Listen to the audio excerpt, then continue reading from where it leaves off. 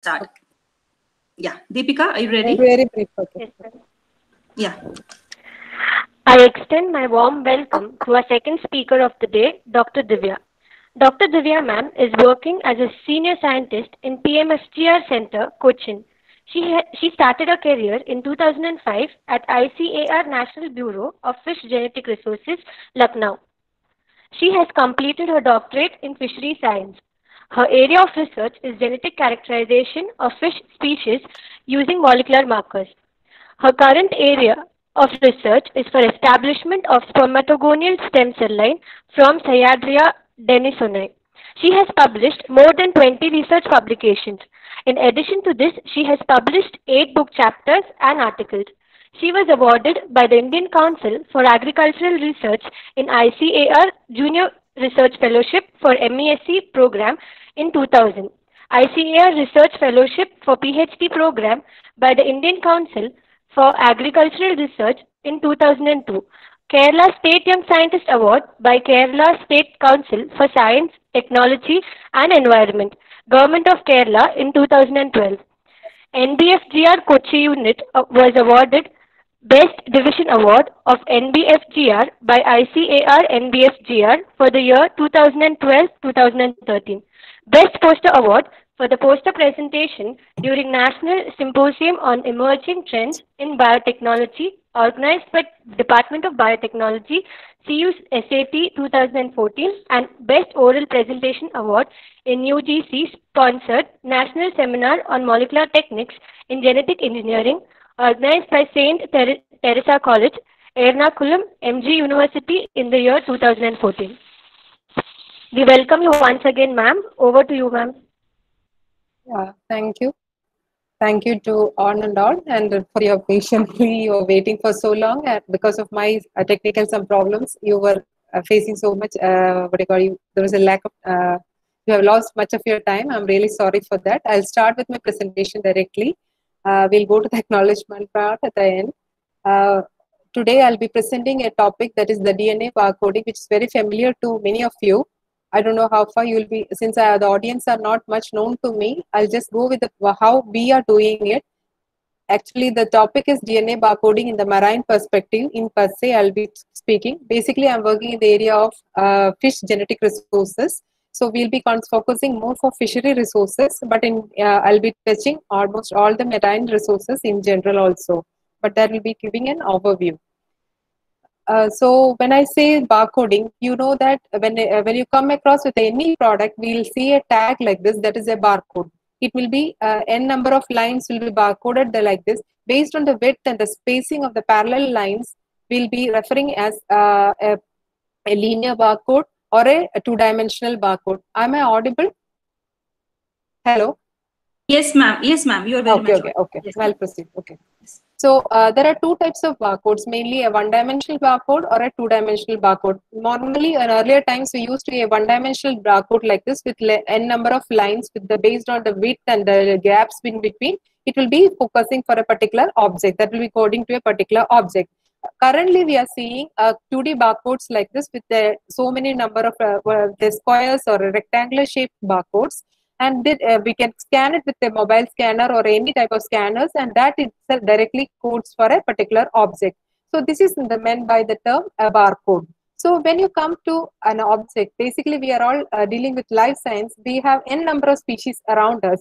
So we have a vision that whether this type of coding can be done for a living organism, whether it's for a bird or a plant or an animal, whether that is yes. So the answer is yes. And in 2003, this was in the vision of a person named Paul Hebert, and he is considered as the father of taxonomy. They have barcoded, they have kept a consortia in Australia, and that is called as the barcoding of life in 2003. So it was mainly led by mainly Canadians, Australians, CSIRO group, and also Gulf people. And here, so this consortia, they have developed a technique for identifying a specific species by using a particular gene marker. Means a portion of the gene is identified as a marker to a particular animal. So that is considered as a DNA barcode. So this is the person I introduced, that is Paul Hebert, who is considered as the father of DNA taxonomy. So when I say taxonomy, that is, it includes a scientific name, that is a species name as well as a generic name. So this binomial nomenclature was introduced by the person called Carl Linnaeus. Okay, so everybody will be knowing it. So during the 17th century, he has renamed around some 5,000 species. In terms of being considered as the origin, he's considered what you call that origin descriptor for or the origin of species. So in those time onwards, there is something called the concept species. So to how to identify a species, earlier times it was only maybe we will be calling everything under a single umbrella. So we'll be calling as maybe only 5,000 species was recorded in those time. But as time passes by, we got more species. Around 1.7 million species was recorded in the past 250 years time ahead of the time of after the time of Carl Linnaeus. So right now, as of now, we have around some 1.7 million recorded species. Now, the task of species recognition is becoming complex these days. So now, when a question comes to your mind, what is the need to identify a species? Of course, there is a need to identify the species because countries like India, Africa, we are developing nations only, but we have the biodiversity rich nations. So we need to protect our country resource by identifying the species. India is also signatory to CBD, that is the International Conventions on Biodiversity, in 1992, and so we are supposed to, and I hail from an institute, National Bureau of Fish Genetic Resources. We are supposed to do the cataloging, collection, classification and cataloging of the entire fishery resource of the country. So that is how we step into the area of barcoding, especially for conventional taxonomy to be supported with a molecular taxonomy for accurate identification of the species. That is how we are working for barcoding. Now I'll come to that, how we work for this particular topic. I'll come to that. Now this is the need for identifying a species. So my point is that before going for conserving a species of a country, we need to accurately identify the species. For that, conventional taxonomy is of course the best tool for identifying a species.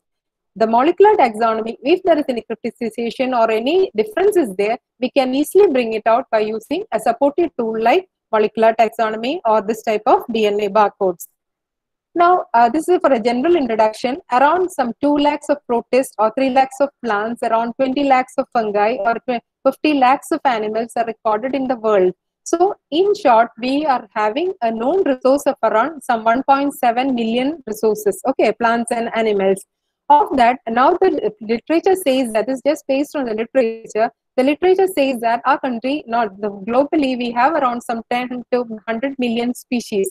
So, when this many species are yet to be recorded either from the marine waters or the deep sea waters or any Antarctic regions or Arctic regions, wherever it may be, when we are simply estimating that so and so resources are occurring in somewhere, we need to identify it accurately before going for a conservative program. So we how to go ahead in that. So this is also based on the literature.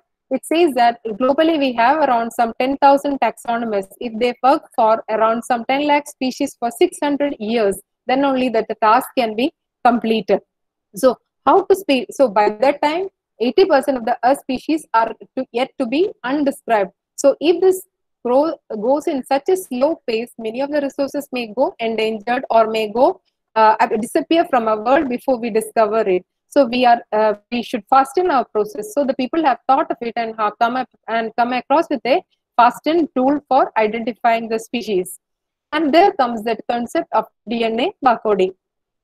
See how it goes ahead. So in any animal, the DNA barcoding is a species identification tool based on a single sequence, single gene.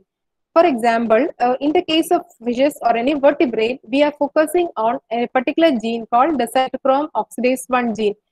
For any animal, we focus on any particular gene which is conserved in that animal. For what I want to concentrate, what I want to convey to you is that if I want to develop a barcode for species 1, n number of individuals taken from that particular species should have a unique gene. So that is the most conserved gene, and which is giving variations, which does not give any variation among different individuals of the same species. Whereas when it comes to the next second species, there should be a variation. Then only we can differentiate by using that gene. So that is the concept of barcoding. Means with different individuals, there should be no variation. Whereas with the second species, you should have a variation. There should be some, but we should see what threshold level has to be kept for differentiating a species.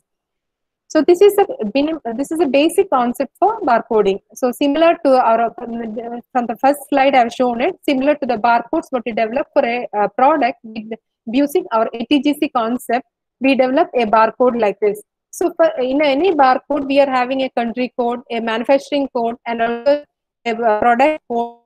5 manufacturing code, the X5 will be the country code, the product code, the last will be the check digit. So similarly, for any species, based on the ATGC, all 4 nucleotides, the first 5' in the cytochrome oxidase 1 gene, that is a gene in the mitochondria, and in the 55 base pair is the barcode gene, and that's the most conserved gene, and that and this I'm talking about the fish or the vertebrates. Okay, I'll go with the respect to each species, not the species, the groups, it varies also. I'll come to that in the coming slides. So this is for, so mostly this cytochrome oxidase 1 gene is considered as the barcode gene for higher vertebrates. So this is the concept, this is how we develop for a species. So this is in the mitochondrial genome, there are the 13 protein coding gene, of which the cytochrome oxidase 1 gene, which is the respiratory gene, that is considered as the barcode gene for a higher animal. This is what it was. And this CO1 gene is around 1250 base pair, of which the first 5' in the 5'3'N in the first 655 base pair is considered as the barcode gene. Okay, that's considered as most conserved when compared to the second half. So coming to the maybe to the plants or to the animals, to the other forms, it may be varying also. In the case of plants, this is CO1 gene, this is genes are some genes may be conserved. In such cases, we have to focus on the alternate genes like Rubisco genes, which is maybe for carbon fixing, or the ribose 5-biphosphate carboxylase gene, MAPK genes, or a combination of the gene. This is developed by the Royal Botanical Garden of England, that is the Kew in UK. And this is the chloroplast genes are considered as the barcode gene for plants. And in the case of fungi, we concentrate for the ITS fragments, that is considered as a barcode gene. And for cnidarians and all, again, this is considered as this ITS fragments are considered as the barcode genes. So apart from this barcode gene, earlier and all, we were doing this molecular taxonomy since I'm in this field for the past 20 years. So earlier and all, we used to focus for some allozyme proteins or the sarcoplasmic proteins or the islands proteins. How all these proteins and all will give variations? You imagine a fish which is occupying a group of fishes occupying the various ecological niches.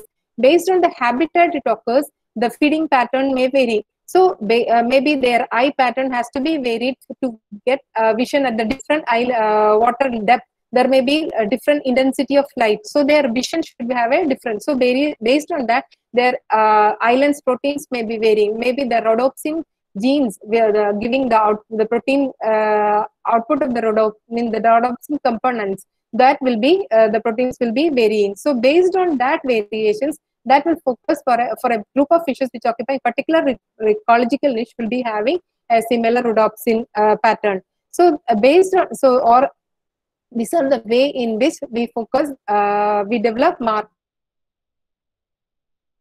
for a particular group of fishes.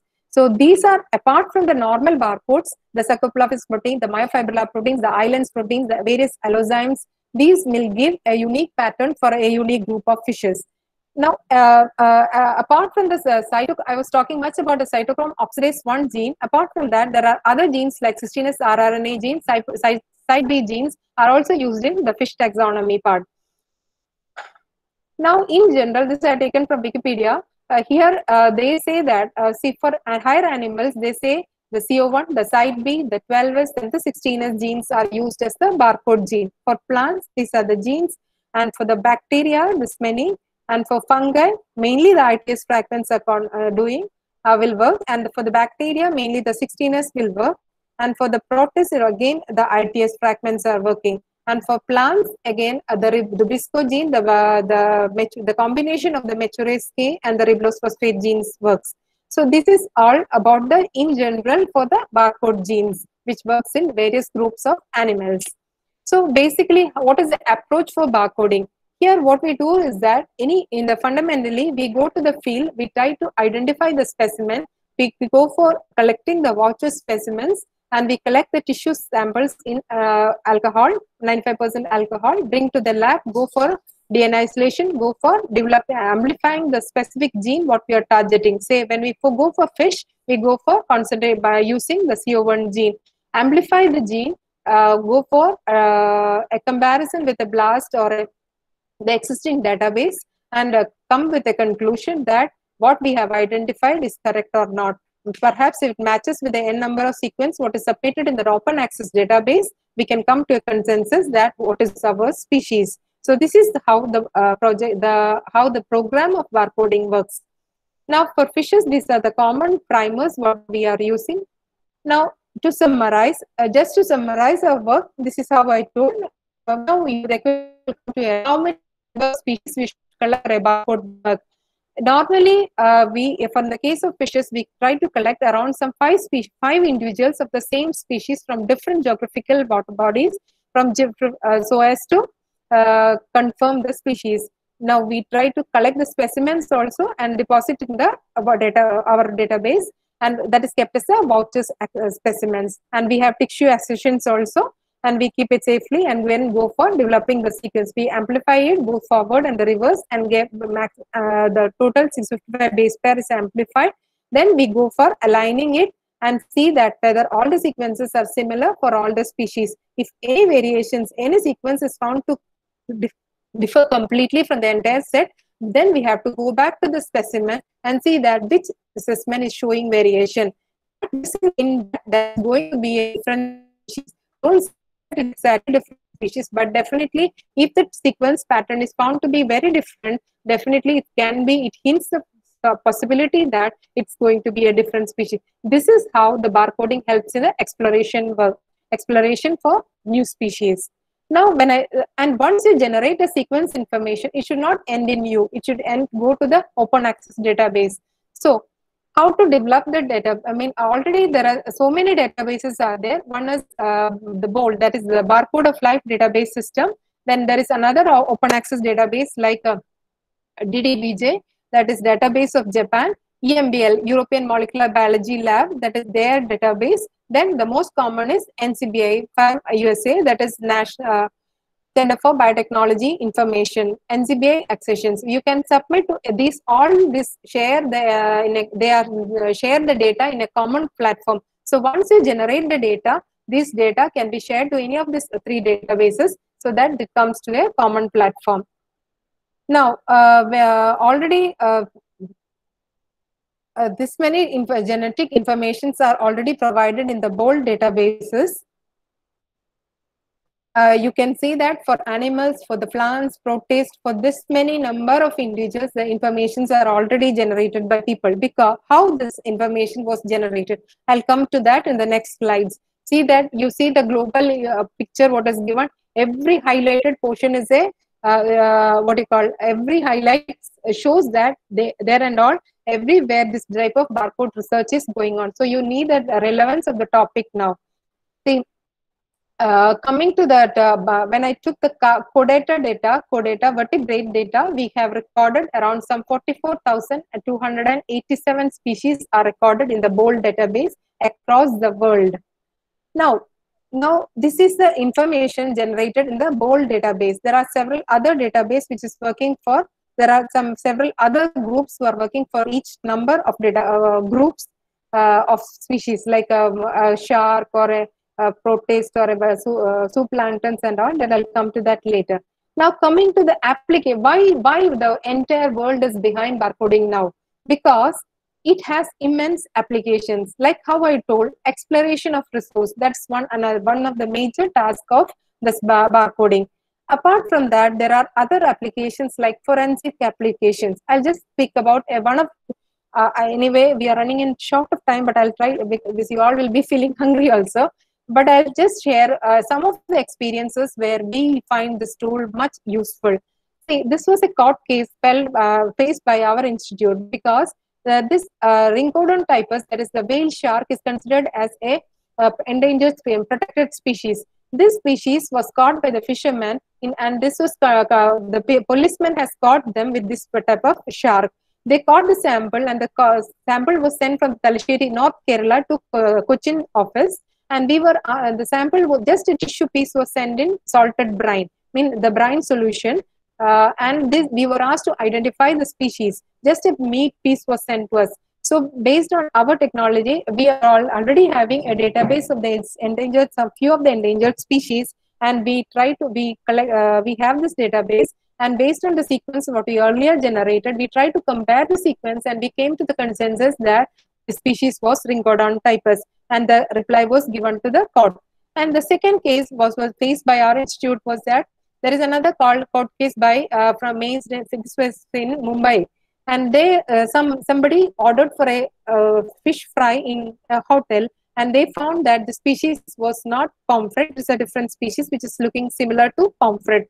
But unfortunately, the court case, our sample, you see, imagine it was a fried sample. So from the hard core tissue, which is the less DNA was damaged, from that region, we try to recoup the DNA, and we try to amplify the sequence, and we got the result that this was Campus argenteus only. So this is, and the lady failed. The person who faced who raised the issue lost in the court. This was confirmed to be the same tissue. Perhaps this tissue was spoiled. So this was another where we use the coding technique, the identification of species. In such cases, normally we don't go for a single gene. We go for the different supportive genes like site B genes also for confirming the species. Now, this is one application, that is the forensic application. The next one is in the case of larval identification. For example, the larval, in the case of some mollusks, Parna viridis, that is green mussel, which is found in across Indian waters. In this such type of species, when the larvae start settling, we try to collect the larvae and relay it in some other areas so that where they have good feed and food, planktons and food availability, so that they have a better growth. That program is called as relaying or the ranching programs. That's very commonly followed in the case of the molluscan resources. So that in such cases, before the larvae develops to an adult form, we need to identify that whether the larvae occurring as such is a species, so and so species or what. For that, we have already developed the barcode gene, and we can easily go for an identification from the larvae itself. And so that's another example. Practically, in some cases, in the abroad countries, in the foreign countries, this is considered as a menace, pest. They normally go for attaching to their ships and hulls, and they don't prefer for eating. So in such cases also, they used to identify the larvae from the molluscan resources. And another, so before going for settlement, they try to harvest it through netting, and they try to remove it as such. So this is another application, and it also helps in invasive alien species identification. For example, there is a very recently an alien mussel, that is Mytila striata, is a molluscan resource which is distributed in the entire, I don't know, I have no exposure to Tamil Nadu or some other parts of the Indian coastal waters. We have a project just initiated now in the Kerala waters. We were having a project in the Ramsar regions of Kerala, Vembanad, Ashtamudi, and also in the Shastangota regions. And we have come across a particular invasive alien mussel, that is Mytila species, in the entire Ramsar region, that is especially in the Vembanad as well as in the Ashtamudi regions, and right now in the northern parts of Kerala, the mollusk is reported. So in such cases, before the species goes for a settlement, we can go for with the larval identification itself and try for making a control measures like foreigners do. So in such type of studies can be made by using this type of molecular techniques. This is one application. Now coming to adults, how to identify the seafood adulteration. For example, many of the species of seafoods are costly, so they mix the meat. For example, in the case, this is not a marine example. In the case of European countries, they go for equines. Equines means horse meat. So normally beef is very costly. So in such cases, they mix with the equine meat, horse meat, and they make the keemas. So in such cases, they go for the barcode techniques to curb adulteration. And also in the case of marine fishes, also there is the best example. That is in the Chinese countries, they use, especially in the Southeast Asian countries, they prefer shark soups. So there are some preferred species for that.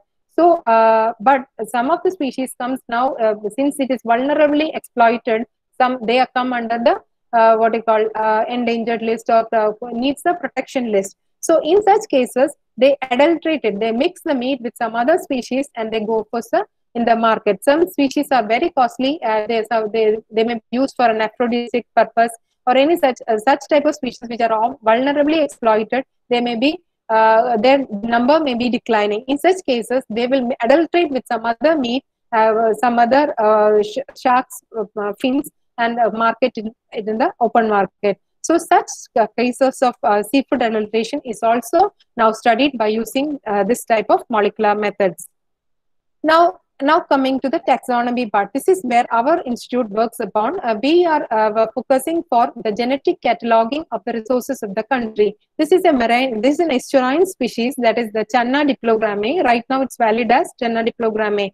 That is Channa marulius, Channa or leucopuncta. This was earlier called by different names, Channa leucopunctata, then Channa micropeltis. But these were found to be the different life stages of a species called Channa diplogrammae. So this can be this type of studies can happen in n number of coral reef fishes. Means in the various young stages and the adult stages, that morphologically it will be looking very different. So we will maybe with a conventional taxonomy, if we go, I'm not never ever blame that conventional taxonomy is wrong, but sometimes we can be misinterpret that this may be two different species. This type of molecular techniques help us to prove that it's a young one of the adult species. So they not be called, it has to be called as a single species. So that is another application, that is the molecular identification part. This is another case study what we use for the identification of green and the brown mussel and the third parrot mussel, which is reported from Kerala. And this we have already generated the genetic barcode data for all the 12 lobsters what is found in our country. So for that we have developed all the sequence information, that is 16S, 12S, CO1 information for all this type of lobsters what is studied in our country. When they are reported commercially important, all lobsters in our country are recorded. So anybody come across tomorrow, if it becomes endangered, or tomorrow if anybody wants to raise any issue that this resource belongs to them, no, we can immediately claim that this is reported from our country from so and so date. This is part of our resource.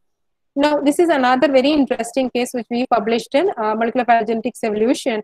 This everybody knows. I don't know how many are from marine background. We are having a common silver pomfret. This is a very what is called preferred fish. Preferred silver pomfret is a preferred food for all the marine fish eaters. And we have, with our molecular tools, we found that the globally what is distributed as Pampas argenteus is not found in India, and the species what we have in India is species called Pampas candidus. Actually, in the 18th century, somebody has come and reported that we have a different species called Pampas candidus. But somebody else in the long run, somebody else came and told that no, it's not different. The entire world is having one species only, that is Pampas what you call argenteus, and they named it and went in the maybe in the 50 years back such a research has come and they renamed everything under a single umbrella. With our we have a population genetics program for silver pomfret. We wanted to identify the genetic stock of argenteus across the Indian waters. At that time we found we had a comparative study with the Pampas what is distributed in the entire world, and we come to the conclusion that the Indian resource is totally different from what is distributed across the world. So this is another area where barcoding is used for DNA taxonomy. And these are some other resources where these lookalike species were proved by using molecular, which is published in Aqua International Journal of Ichthyology, when we use for Calidoperca maculicoda. Then this Sphaerina arabiensis, what we published in is Zoo Taxa. This also having this because this was called under the name Sphaerina barracuda, but this was found to be a new species with a gel percentage of 5.5%. Then another one is the Chlolitithix flavipinis, that is a toad species. Actually, how this research happens, we are not basically a very good taxonomist alone, because we are not why I'm saying is that for a common layman, these two, when you immediately have a look, the earlier literature will be calling it under the name Chlolitithix flavipinis only. But when you we happen to see based on the number of pores in the regions, in the head region was found to be different, we went for a molecular analysis and we found that the gene genetically it was found to be 3.5% different, and this led to the conclusion that it's going to be a new species that is renamed as Chlolitithix flavipinis. So earlier it was called under the name Chlolitithix dulcimeri only. So this is giving a hint for rapid exploration of new species. This is another case study where we published in Aqua International Journal of Ichthyology for another species, Pseudanthias pillei. So now what I have talked about was how the barcoding has found application in finding a new species in the case of fishes.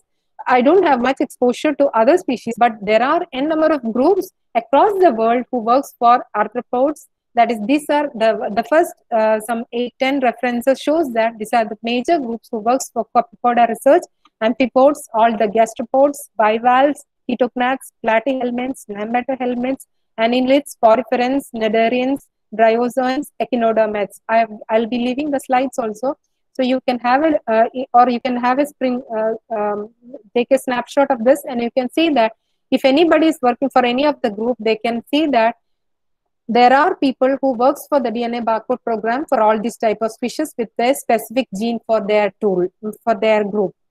Now coming to the barcode programs, what is going on across the world. I'll come back to the earlier slide. You see that when I say that arthropods or the gastropod, I don't say that they all will be focusing for the CO1 gene. When I go for vertebrate or the fishes or birds or mammals, I focus for the CO1 gene, but a person who is looking for a fungi, they may be looking for a ITS fragments, or based on every group what they are addressing, their groups, their genes, what they will be focusing will be different. So based on, you may be a person looking from a different background. So based on the area what you work upon, you have to budget the gene what you want to get you to differentiate species.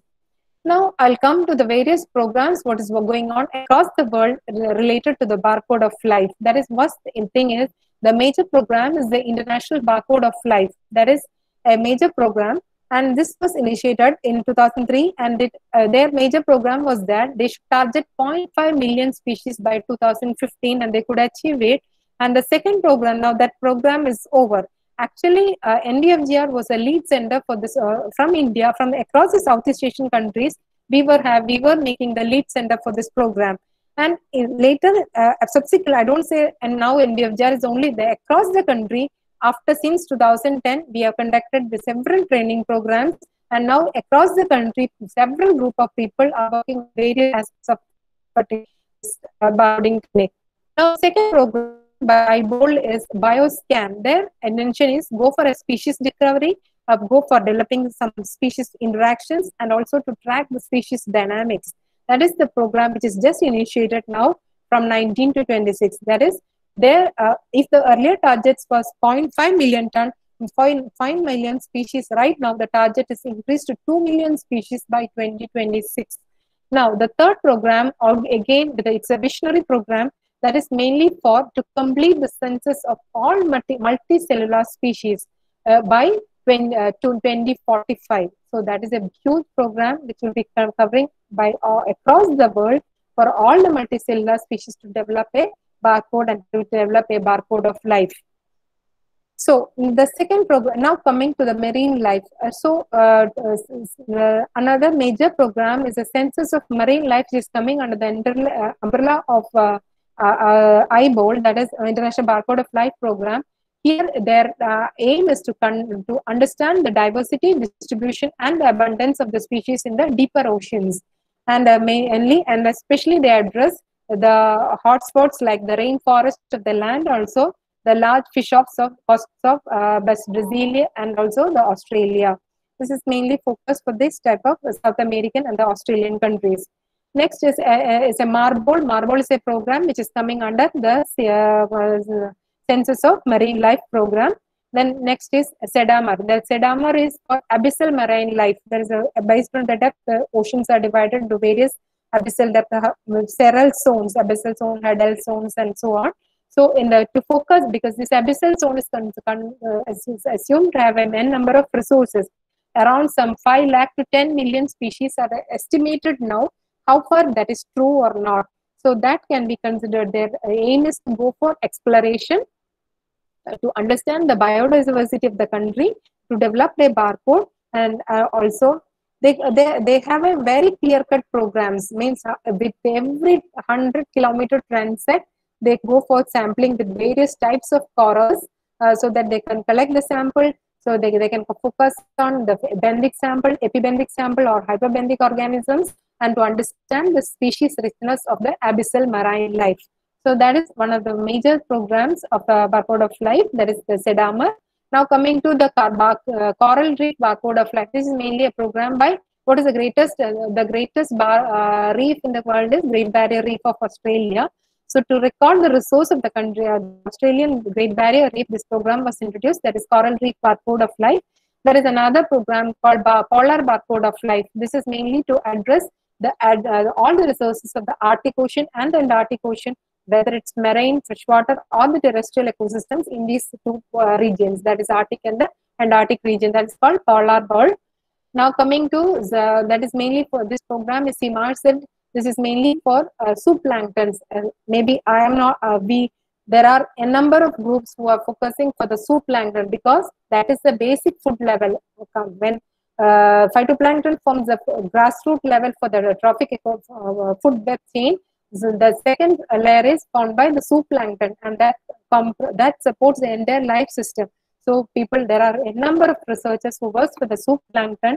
So mainly, and even a very good publications covering some 200 species has also come out. I just forgot to add reference. I've gone through it yesterday. So this is another program that the CMARSID, that is mainly for the assessment of the marine zooplankton biodiversity, their distribution diversity, as well as the genetic diversity of the species, because that their identification for the support for the future of fisheries ends in aquaculture. So to develop a good aquaculture, we should know a good food pattern for the developing larvae or the embryo. For that, the zooplanktons are the basic components. So we should focus for the zooplankton resource of the globally. What is the zooplankton resource we should focus for? So this is another. So already some 7,000 described species in 15 phyla of holozooplankton are already barcoded. It is mainly led by Germany, also Japan. North America, Europe, and Asia are leading in this type of CMARSID research. Now coming to the fish ball, where India is also taking a lead research in the Southeast Asian country, that is called fish ball. And there is another special program that is for shark ball. That is made because shark is a commercially important species, and many of the shark resources are now seems to be vulnerably exploited for its meat and also in the fin industry. So it's specific groups has been worked out, that is called the shark bowl. Now coming to the work, since I am from NBFGR, and since we are so much attached to this type of barcoding research, just I'll brief about our work also. NBFGR, we have conducted a major program, international program for the first international training program on the barcode of life was conducted by NBFGR in India, and we are having as lead in the entire Southeast Asian countries for this type of program. And now and we have covered around some 3,500 barcodes for 800 fishes, and we have covered for some 13 wildlife protection species. We have already generated the database. We have developed database for 9 marine crabs, some 12 lobsters in the country, 106 elasmobranchs, some ornamental freshwater fishes of Western Ghats, some 150 estuarine fishes of the Ramsar regions, which are protected regions in Kerala. Then also all not only this is just an exotic species, but many of the exotic species what is reported in the country.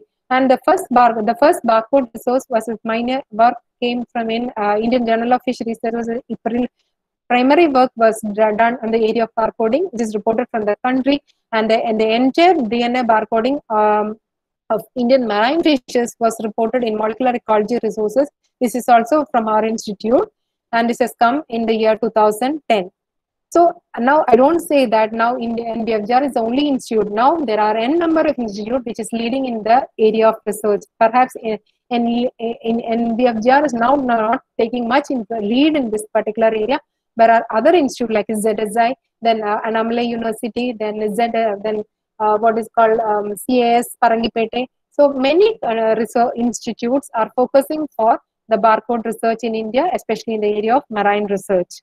And these are other programs which are, this is not related to our topic, but these are the several barcode programs going on in the area of maybe for anurans, plants, Zingiberaceae, or butterflies or insects. There's every group of life forms. Now there are several groups who are working on this type of research. It's already getting 1:30. Now coming. Now we have a very clear cut about idea about how barcoding works and what is the utility of the research, how it can be applied to your field. But we also face some challenges also. One is basic thing is that what I want, based on my experience, what I want to share is that we cannot barcode is not it's not a single tool.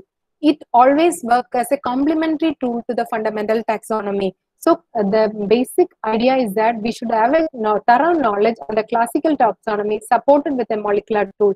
Perhaps this molecular tool helps to give a hint faster than a conventional taxonomy, and we should never go as a single approach. It should be a complementary approach of classical and the molecular taxonomy. And still we are facing difficulties in one is that there are another problem what we used to face is that in the case of cryptic speciation, means when the species are totally not differentiated in new species, but at the same time it's trying to be getting resolved. At that stage, to come to a consensus by using a barcode tool, single barcode tool is very difficult. In such type of cases, we normally go for conventional tool supported with the multiple tools, maybe a CO1 gene and also a nuclear genes like RAG gene or a rhodopsin gene, or in the case of your species it may vary also, but we have to go for a multiple genes to have a good classical approach for differentiating species. Now don't go for the dollar values, but you see that to get a develop a sequence resource, to get a sample amplified and generate a sequence, we develop maximum 1 or 2 days. It depends on the facility what you have, and normally we go for consultancies. In some specific cases, we go for consultancy also. In such cases, for example, the case of court cases or a sample sent from court or sample sent by WIA, Wildlife Institute. In such cases, we normally charge money and do the sequencing for them. In such cases, we normally charge a very less value of around 1,350 rupees per sample. And right now, earlier we were having only one machines and it was a slow process. Right now, it's a time of high throughput sequencing. Now it's an era of meta barcoding. We have to focus for n number of genes sampled from a collection of samples. So we have high throughput sequence times and can go generate n number of sequences in a single day. And so our ultimate aim is that we develop a barcode, a target gene, so that which is unique for a particular species, whereas it goes for different, whereas for a similar species in the same genus, it may be having a similar pattern, or a similar, comparatively similar nucleotides are totally different, has a totally divergent gene. So this is a basic assumption, and we try to develop the microchip or something based on that, based on the barcode information. At present, as of now, our target is to generate information for this n number of 1.7 million species what's recorded in and around the world. Based on that, our vision or our aim is not our, in what I mean, I may say our, it's not the vision of me alone, the vision of the global researchers who works in the across the world. Our vision is that we develop a handheld barcoder like this, like how you go for a sugar testing, you just pin a drop of blood into that, immediately they give the blood result. So similarly, we keep a tissue sample in that barcoder, and it goes for it goes to identify its DNA, and it compares the DNA with the database what's already in the server, and goes for giving a hint that it is so and so species. So that is the ultimate aim. For a layman, they can go for a rapid identification. That is one visionary target of this project. And for a conservation institute like this, our vision is to explore the resource, to catalog our resource in the right manner. So this is all about this one. Develop an ecological transit like this, where you identify the species, the technique, and that's all. This is now, it's already 1:30. It's almost time to wind up also. Am I audible to all? Hello? Hello? Okay. Yes, ma'am. Yes, ma'am. You're audible, ma'am. Okay. Yes. Anything? Yeah. This is all about the DNA barcode. I was also just hurrying so that you don't starve. Anybody has any questions? Based on my experience, especially in the areas of fisheries, I can answer. Maybe I'm not having expertise in microbiology or such areas, but basically the basic techniques what we are following, I can explain to you. Yeah, it was a wonderful presentation, ma'am. We got to know many new things. Okay, thank you. I don't know I don't have much idea about the audience, so I was trying to address several things, just touching upon, because it should not focus on a specific thing alone. I don't know how far I'm able to meet your needs. Yes, it was wonderful, ma'am. Yes. Thank you. Anybody has any questions? Yes, ma'am. Okay. Please. Thank you for enlightening us with the importance of identifying species. You took us to various arenas of barcoding. It was captivating, ma'am.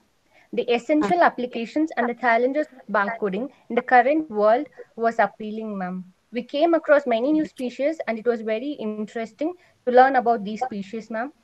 We are grateful for sharing your work with us and providing us with innovative ideas in this field. Thank you for sharing beautiful images, ma'am.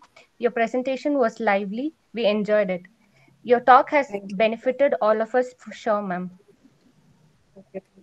Let's begin the Q&A session. As a reminder, I would like to notify the participants to post your questions in the chat box.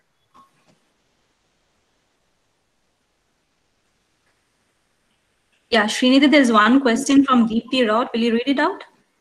Yes, ma'am. Yeah. Deepthi ma'am has asked, is barcoding of long preserved bentos such as marine bivalves, gastropods, and brachyuran crabs in formaldehyde possible? Can you help us in this? From my experience, with formalin preserved specimen, actually the DNA will get disintegrated. Okay. First thing, two important aspects. One thing, with formalin preserved specimen, it's very difficult. But right now, some kits they are providing for isolating the DNA from the formalin preserved specimen. But we try to work it out. We are not finding it very successful. But from archive specimen of museums, there are works are there. And second aspect, I have experience with the crustacean because my basic work was on Karna, my PhD topic. So when compared to the fishes, the works in crustaceans or the mollusks, the problem is that they are having more glucosamines. So that I don't know what effect it's having. It is having their denaturation of the DNA is very faster in the case of invertebrates, lower invertebrates. So I don't know. You are talking much about about the lower invertebrates only mostly. So first thing, storage itself is in formalin. Second thing, it is an invertebrate. So I don't say it is negative, the totally no, but it may be possible.